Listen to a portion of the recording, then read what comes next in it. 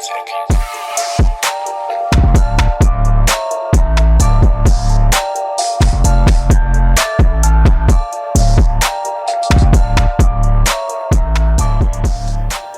sat here this afternoon with the world's #1 true crime author, Christopher Berry-Dee, for a very socially distanced cup of tea and a chat. So, getting straight to it, how did you get started in the world of criminology? Well, I was actually a Royal Marine Commando for years, and I did some interrogation work, and mostly it was terrorism. Yeah. And when I came out of the Corps, I took an interest in why these people blow things up. Yeah. And I got a fascination with serial killers, and I started to write to serial killers in the USA. And of course, you know, you're talking about airmail, and it takes the time to come back. So basically, I went on fishing expeditions, and then they started to write back to me: Arthur Shawcross, Kenneth Bianchi, Harvey the Hammer Carrigan, Henry Lee Lucas.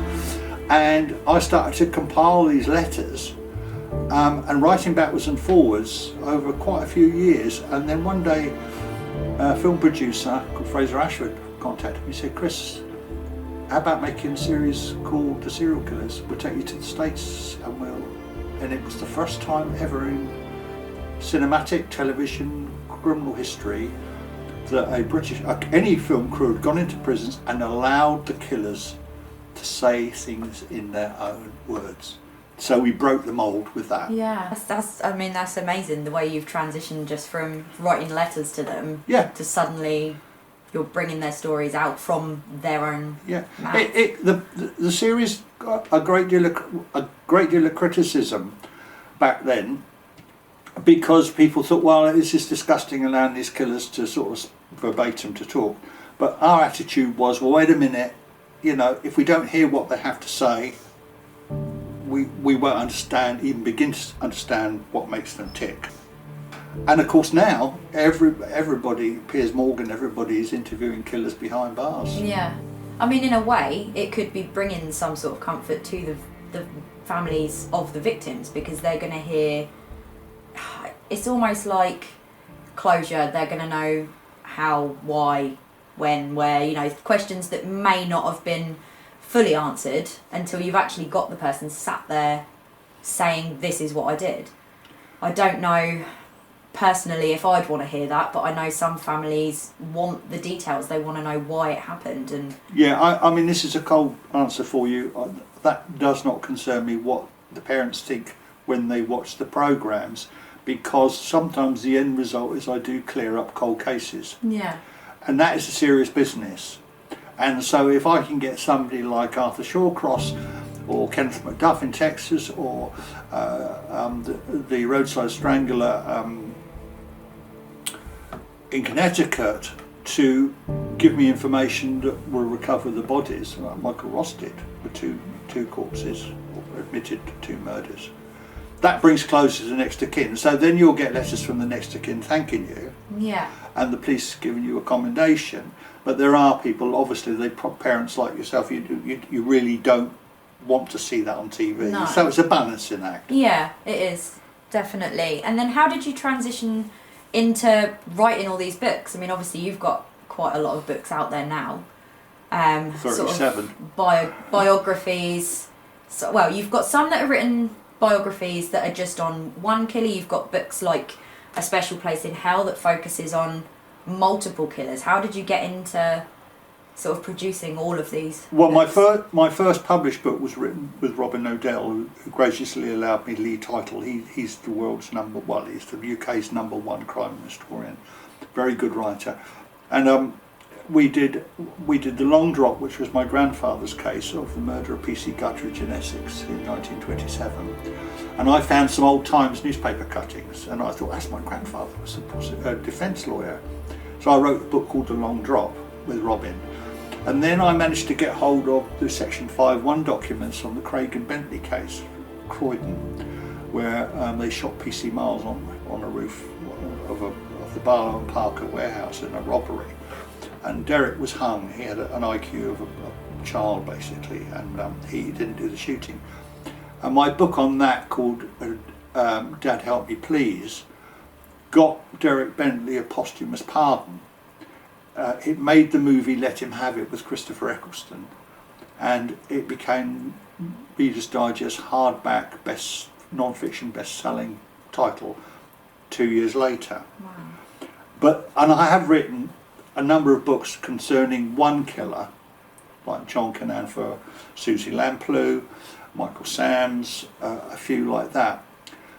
But now I've developed more into a sort of a travelogue type thing of visiting the prisons and going to see, and then bringing all those experiences, my road trips together, to bring my reader in a Bill Bryson sort of way on a road trip into the minds of these devils. Yeah. It is, I mean, it must be quite a fascinating job. You get to travel to all these places, and obviously there's very different cultures in different places, and the way they treat their serial killers is obviously a lot different to how other countries do. You've got the death penalty in some, you've got obviously here they're in prison for life, like holiday camp in England, being called Sir and Mr. So and so.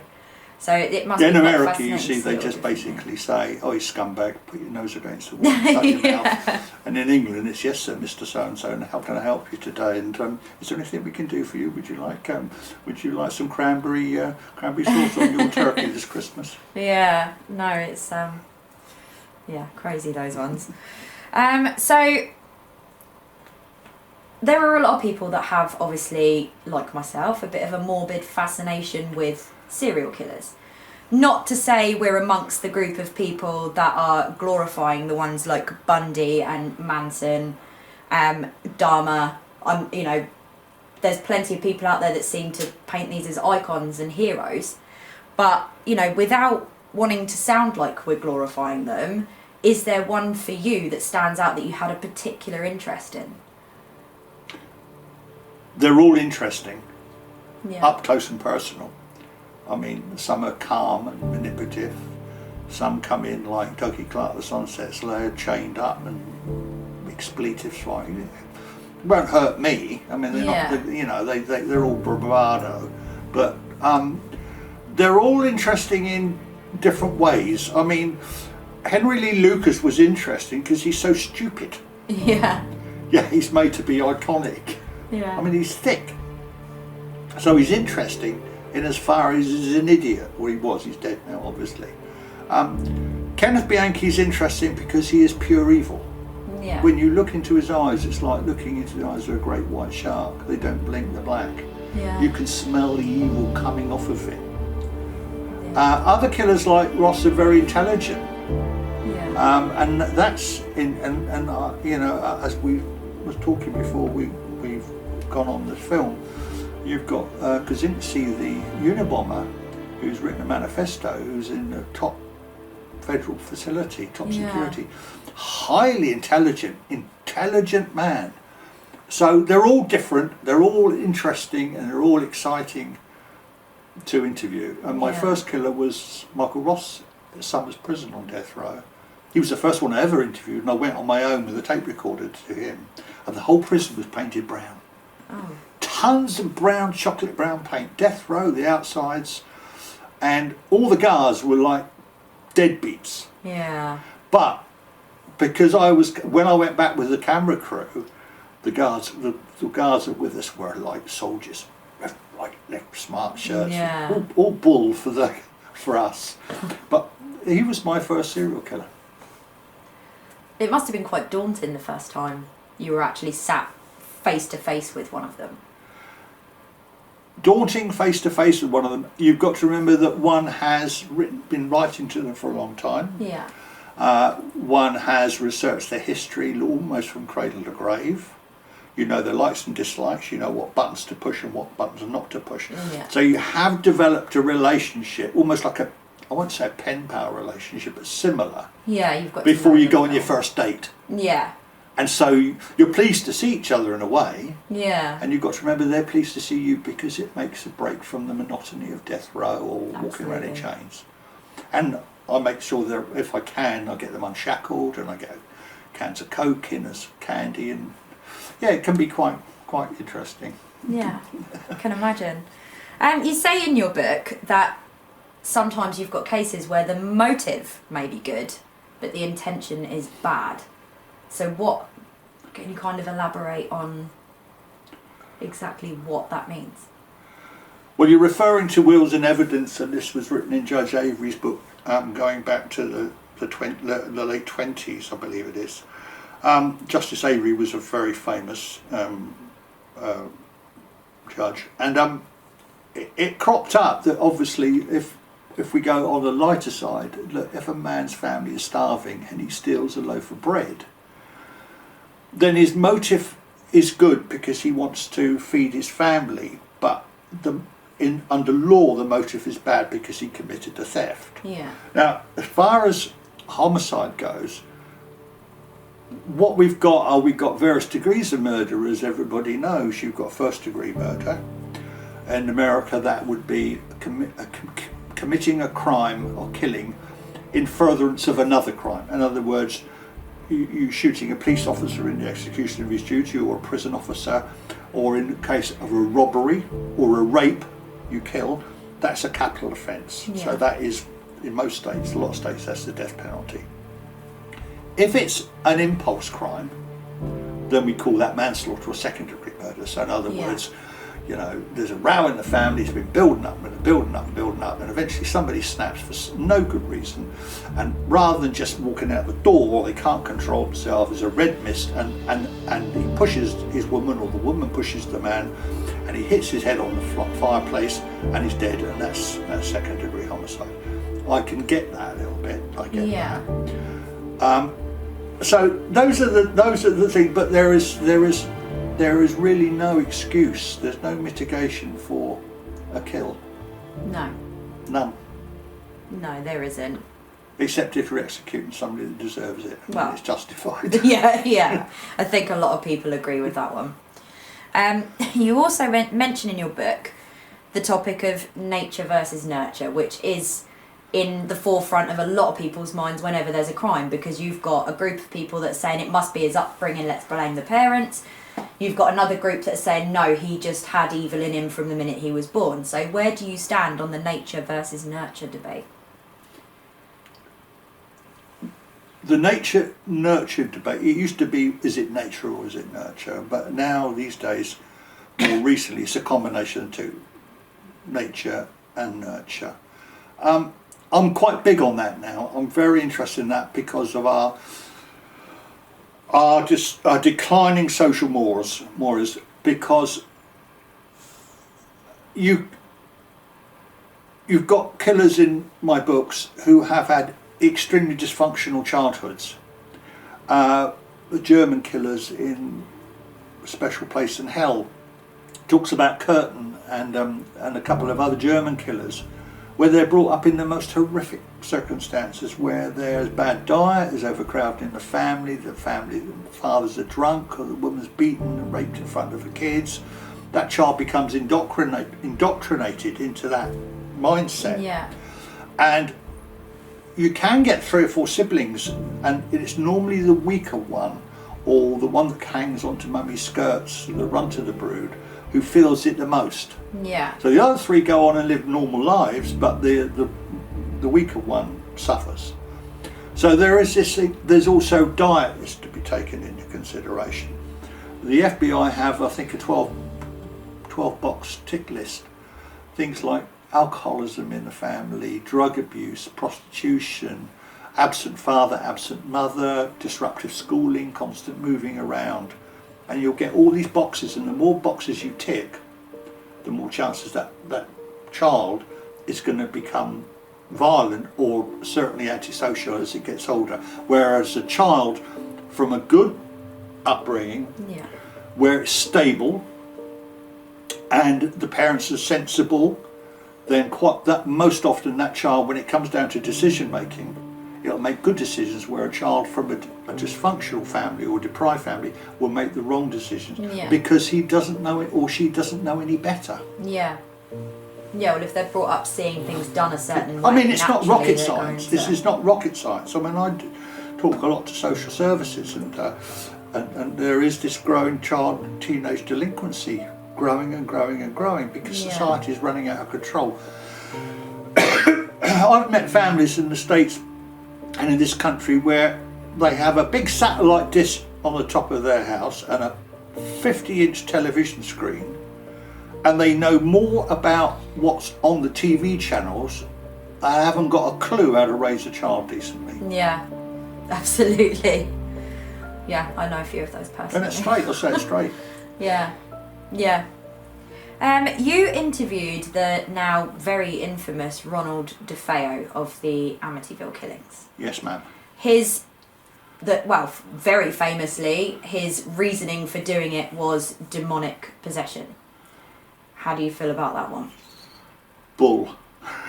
Nice, simple answer. What do you want? I mean, yes, I interviewed Ronald DeFeo Jr. Of the Amityville horror infamy at the Greenhaven Correctional Facility, Stormville, New York, with a film crew.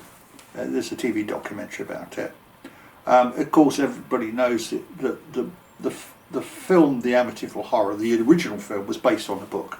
Yes. The book was fake because it said that it was based on the truth, and that there was a demon in the house, and there were flies in the bedrooms, and there was blood dripping out of taps, and there was a pink pig or something flying around outside and down it, and all this was terrible. Yeah. And Ronnie's, when you read my book on the cinema, serial killers at the movies, I've exposed it all. And Ronnie is another Henry Lee Lucas, thick as you can get. Now, when we went to the prison, the guards said, you've got to sign a waiver, which we all do, because if you get hurt, you can't sue the prison. And then they said, you know, Christopher, you've got to be careful going meeting him. We go in his cell in threes. He's possessed by the devil, you know. Oh, gosh. I looked at my producer, Fraser Ashford, and I said, what a lot of crap. And there he was, sitting unshackled on a bench waiting for us, weedy little ferret-faced guy. And he turned around, and I won't use the language that he did use, but it was basically, what are you doing keeping me hanging around? I've got plenty of busy things to do. But he just lied, and I've just made a big US documentary, the big channels out there on DeFeo. Yeah. No, he wasn't. He shot his family because he was a drug addict, he was a spoilt brat, he was a bully, he had a grudge against his father, so he took a Marlin rifle and he blasted his mother and father to death in their beds. He went and shot his two young brothers while they slept at 3 o'clock in the morning, and he shot his two sisters. And then he claimed that he was, first of all he said it was a mafia hit, and then after the cops had hit him round the head with a Long Island telephone book a few times, they're big books, he confessed. But now he says he's innocent. Himself, didn't he, on that night? Was it him that actually called the police to report his family were all dead? No, the following morning he cleared off after shootings and went to New York in his beat up car. The following morning he came back to the bar and he said, I've just been home and I can't get in. Ah, okay. And then his mates, Robert Kelsky and all his mates, jumped in this big beat up car and drove round, because Amityville's a posh place. Yeah. I mean, this is a place where people mow their lawns every 5 minutes. Yeah. And it's a sleepy little town. Amityville means friendship. Yeah. And they went round there, and of course when they got in, he comes running out, oh dear, my mum and dad are dead. So he could act surprised, and he's got witnesses to prove it. He's an idiot. Yeah. But what's sickening about that is that there have been so many movies based on the Amityville, and so many books have been written glorifying this piece of scum, that they are literally urinating over the graves of those dead people. Well, It's exploitation, and it's wrong.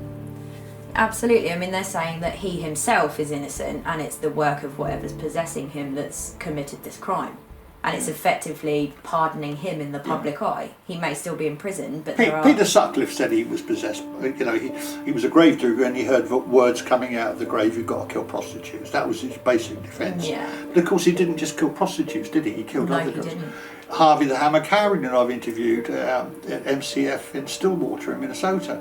He said God told him to kill women. And he turned up in court with a white robe and sandals. He didn't get away with that. And Arthur Shawcross was another one who said, the monster of the rivers, who sat and told me, he said, Christopher, God told me to kill prostitutes. And it was exactly the same, but you didn't just kill them. And And he said that God told me to kill prostitutes because they all had AIDS. Yeah. And I asked him a simple question, well, what were you doing sleeping with them then? Yeah. And his jaw dropped and his brain went, pop, I don't know what to say now. Yeah. Well, the problem with that is there are obviously a lot of them out there that are claiming it was demonic possession and things along those lines, but it doesn't help when you do have them professionals like Dr. Wickland and his wife who paint all psychiatric illnesses as some sort of possession or influence by spirits. So, you know, how can you get around that one when you... Can I give you one example of, I think, one that may have been possessed by the devil? Because I'm not going to rule it out. Okay. I'm not going to say, well, there's no devil. I mean, otherwise somebody's going to be getting on the phone and say, yeah, but I saw Lucifer the other day. You know, he was down at Waitrose. But Richard Ramirez, the Night Stalker, who's now deceased, if anybody was possessed by demons and evil, it was Richard Ramirez. Yeah, he was based at is it the Cecil Hotel? Was that Richard Ramirez? Yeah, and of course the Cecil Hotel, as you well know, has had this haunting and these terrible things that have been going on for generations. Yeah. That young Chinese girl, That's whatever the it new was. documentary. Yeah, so I mean, there are... I'm not going to rule out... I know you're going to think I'm mad now. I'm not mad, I'm really not mad. I think there is some supernatural stuff going on. Yes. I'm not going to rule that out. There are things I've seen and done that which, and I think you mentioned it before we started talking about the alphabet murders and Yes. the double initials, and I think that was news to me. Yeah. I mean, I knew that the alphabet murders of the three girls were their Christian names began with the same letter as their surnames, and they were killed in town, found in towns with literally their names basically on it. But then you tell me with Bianchi that there's so many double initials throughout the book, and that came as a shock. There are throughout all of his, the Hillside Stranglers, all of it. His car, you know, everything about him. There are double initials all throughout his life, and surely you can't think that's coincidence that he was a suspect for the double initial murders. Yeah, I mean, it is a fascinating subject. I would not rule out some form of demonic influence, I'd say, certainly with Ramirez. But we've got to be very careful because there are a lot of mitigating lawyers out there who will jump on that bandwagon and say, my client is being possessed by demons. And then when you think a lot of the shrinks in hospitals are as mad as hatters anyway, yeah, like Wickland and his wife, yeah, then you've got a problem. Yeah. Interesting. I mean, do you think these killers that are claiming possession and thing, obviously some of them may genuinely believe it, it could be part of a mental illness they've got. You've also got plenty of killers that aren't blaming demons but their mental illness and saying my other personality did it, or I was in a state of psychosis and I don't remember doing it. Well, we're looking towards schizophrenia now, I think. Yeah. But I think one of the interesting things is basically my colleague Boris, who's writing a book called Broadmoor Sinister, and I'm co-writing it with him. It's his first book. There are a lot of people in mental institutions that believe they're possessed by the demons. Yeah. And there are a lot of well-meaning doctors who try to treat that psychosis because it's imprinted in the head for whatever reason. Yeah. But then you've got to be very careful because you've got people like Peter Sutcliffe who end up in Broadmoor, and Charlie Bronson and a number of others who have been pulling the wool over the eyes of psychiatrists for decades, and then all of a sudden they go, oh well, he's perfectly sane. I mean, I've met Peter Sutcliffe, and you know, and all. We were writing about and talking about painting, oil painting, watercolours, perfectly sane. Yeah. But there was a guy there called Paul Beecham that I interviewed who was a mass murderer, and we went for a walk around the grounds of Broadmoor, and then it was autumn, and all of a sudden he said to me, see that guy over there with a wheelbarrow in that rake? He said, he's a psychiatrist. I said, no, he's not, he's one of your guys. Yeah. He said, he's not, he said, he's a psychiatrist. He said, he turns into a fly at night. Oh gosh. And comes and sits in my cell, my room, and watches me. And with that, he walked over, picked up this rake, and hit the guy around the head with it. Oh my goodness. But they released him. No. He actually came to stay with me. It's in my books. He once came to stay with me at my cottage, and he was as great as then. When I woke up in the morning, the kitchen was all clean, and there was a note. He said, "Chris, I've got to go now. My time's up." And 2 weeks later, He blasted his wife to death, Paula Riddleston to death. Oh no, he clubbed her to death and buried her under the patio. Then he took a double-barrel shotgun and blew his head off. Oh my gosh. And to me, he was a lovely guy. We got on very well. But he was seriously mentally ill. Yeah. But they let him out of Broadmoor. Yeah, I mean, there seem to be quite a few even killers that are in prison that get let out, and you think, how on earth can you let that out in public, unsupervised? Well, what about Colin Pitchfork? The Enderby murders. He raped and killed two young girls, and he was sentenced to life in prison. Recently, he's been seen wandering around Bristol in a very expensive pair of trainers. Yeah. He's been released. Having day release. Day release. Yeah. No, full-time release. He was fully released. He's conned the parole board, but he's a sexual psychopath, and as everybody will know, psychopathy cannot be cured. No, it may lay dormant for a while, but eventually he is going to flip again, and someone else will be killed. Going back to sort of the Amityville, there are a lot of serial killers that have now been immortalised in film. It seems to be becoming more and more popular now to make films about them. You've got the relatively new film about Ted Bundy. So obviously that makes these killers more high profile, more people that wouldn't necessarily know about serial killers hear their names. You've got TV shows that do things on like Charles Manson and that. Out of all of these sort of household name killers, which of those have you had the opportunity to actually sit and interview face to face? Well, there's so many household killers out there. Oh, God. Let me think. I mean, I've interviewed over 30, some women, Gwendolyn Graham, Kathy Maywood, who suffocated 5 elderly patients in a nursing home in Grand Rapids. I mean, I've interviewed a lot of killers and one-off murderers and mass murderers and stuff like that. About 30 altogether rolled into one-offs.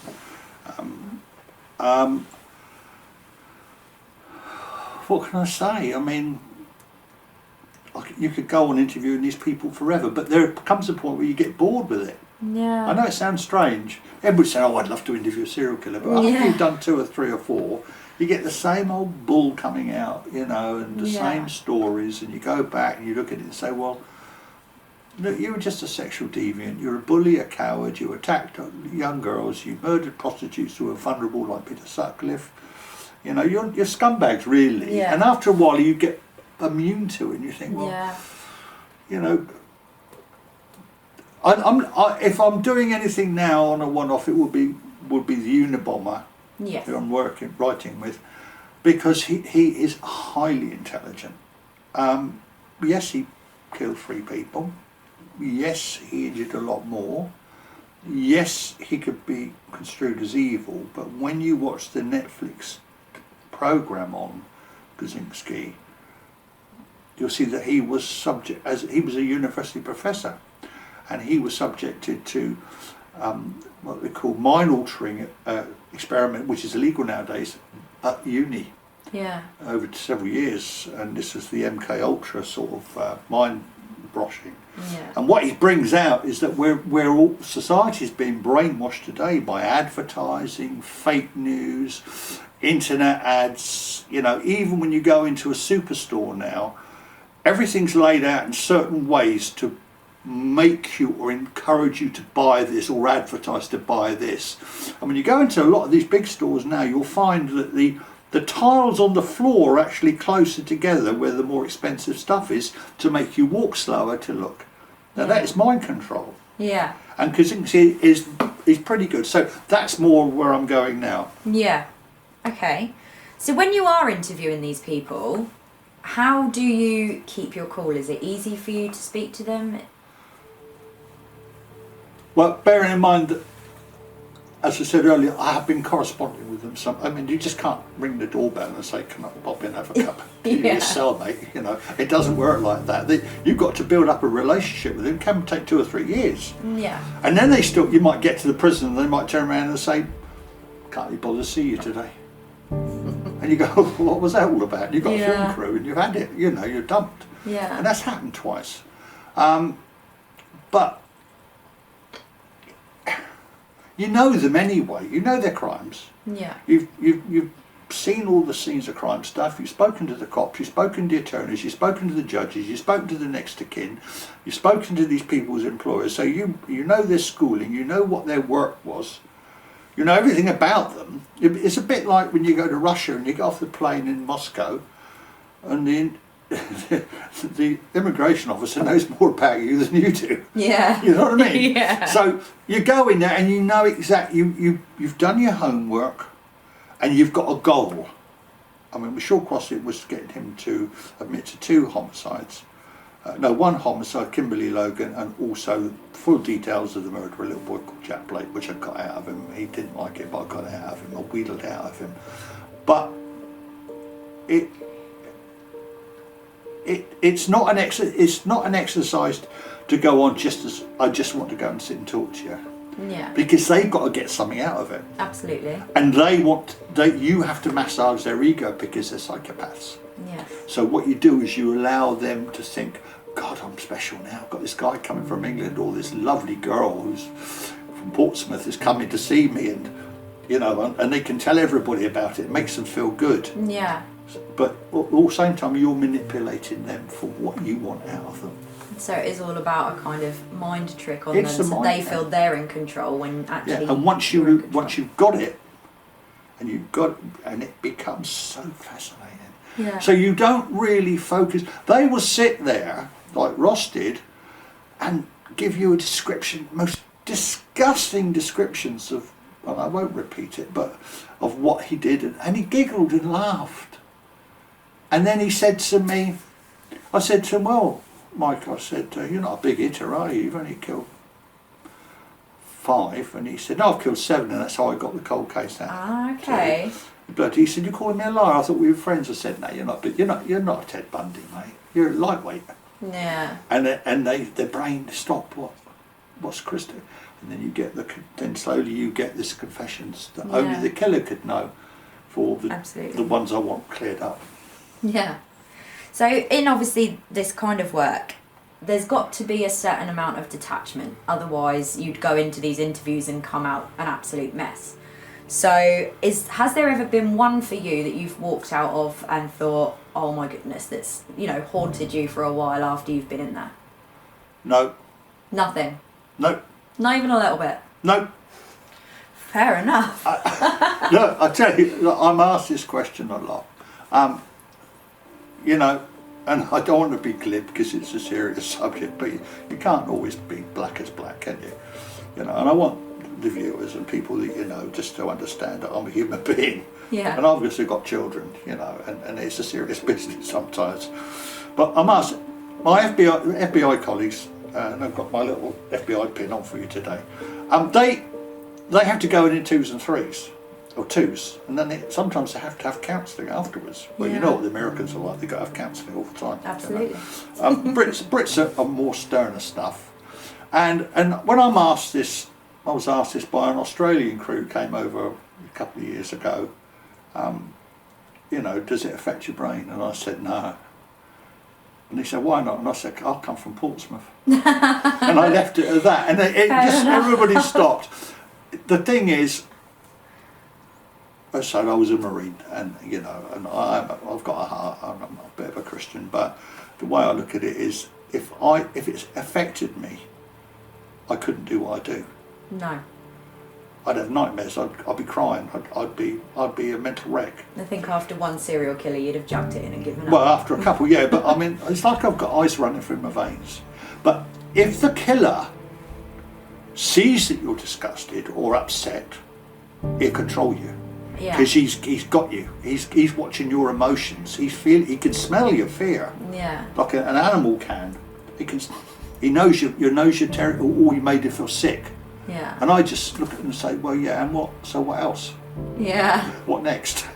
And it's the best way to get And the that upends information them, out from there. and their little brains go into default position, and they what do I do now? Yeah. And you can tell it on their faces. Panic of, wow, this is one I can't control. Yeah. So you also, as well as your own books, you mentioned you do some collaborations with other authors and professionals, and you're working on one at the moment, Broadmoor Sinister.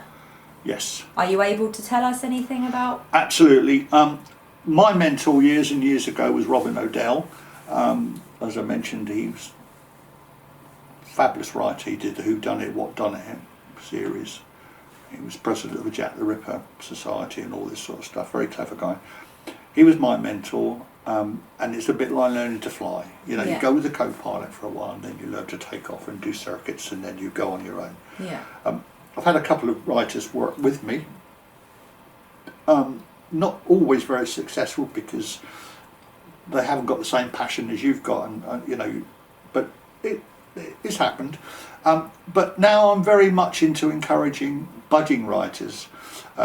Boris, Mark Costa, his name, came up with a brilliant idea about Broadmoor Sinister last year. Funny enough, he's on Facebook. Yeah. What a great place to meet people on Facebook of all professions. Absolutely. Boris, down to earth, Londoner, says it as it is, wanted to do Broadmoor Sinister, and I said, send me something. And to get a book published nowadays, especially with COVID, is almost impossible. Yes. And I said, look, give me some names. And he gave me some names, and I put together a quick synopsis, and I said, I can get you a book. He said, never. I sent it off to John Blake. Next day, John Blake emailed me back and said, we'll take it. That easy. So because what he's got is he's got mental illness, and he's got the system, and he's got killers, and he's got the whole lot in one thing. Yeah. So he's going to get Rampton, and he's going to get Ashworth revisited, or Sinister. Okay. This is his first book.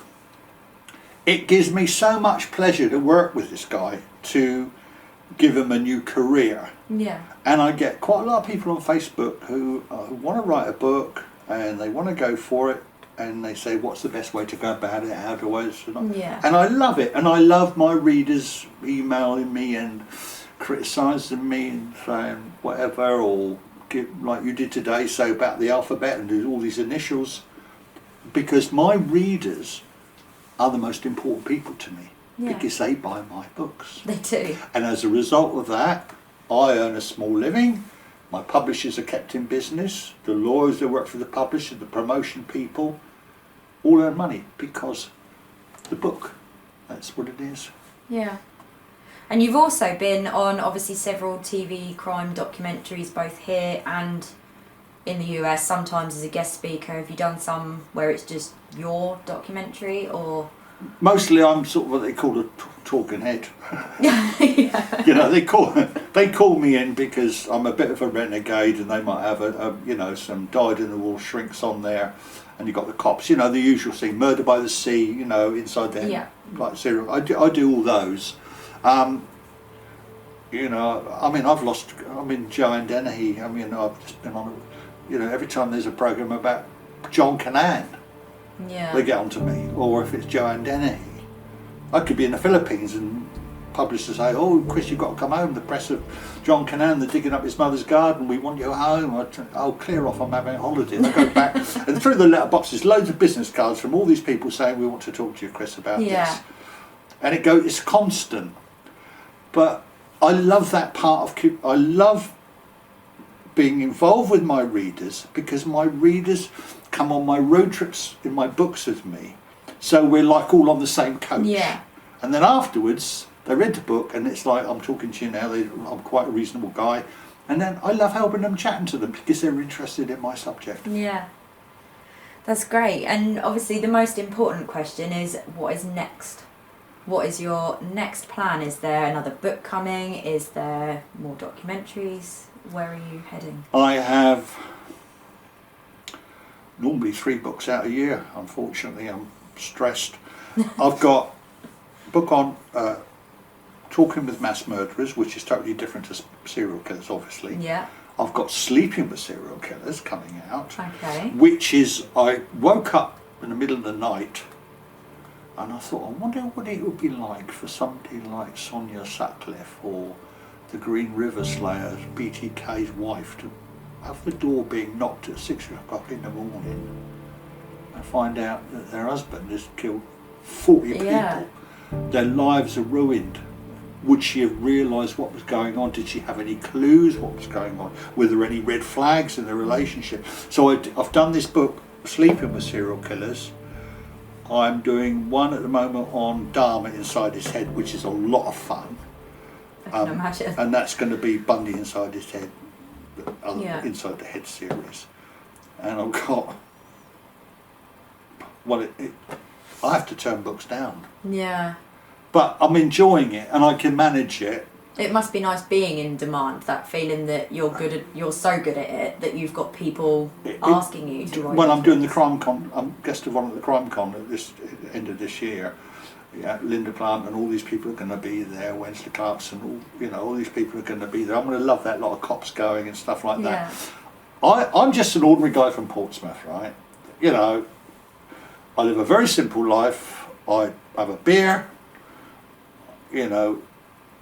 And I'm a happy bunny. Yeah. I don't consider, everybody has a place in the world. We all get on. We all should all get on well. We should all treat each other as equal.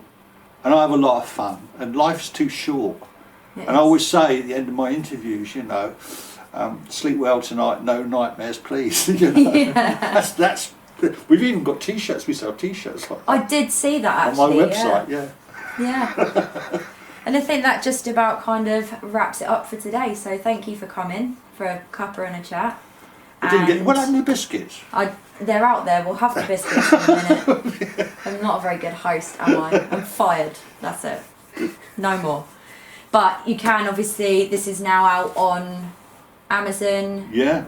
Special Place in Hell, yeah. And the cinema book's a good laugh as well. You'll enjoy that one. Yeah. Yeah. Murderers, Serial Killers, it's the Silver Screen, what it's called, yeah. Brilliant. So yeah, that is it.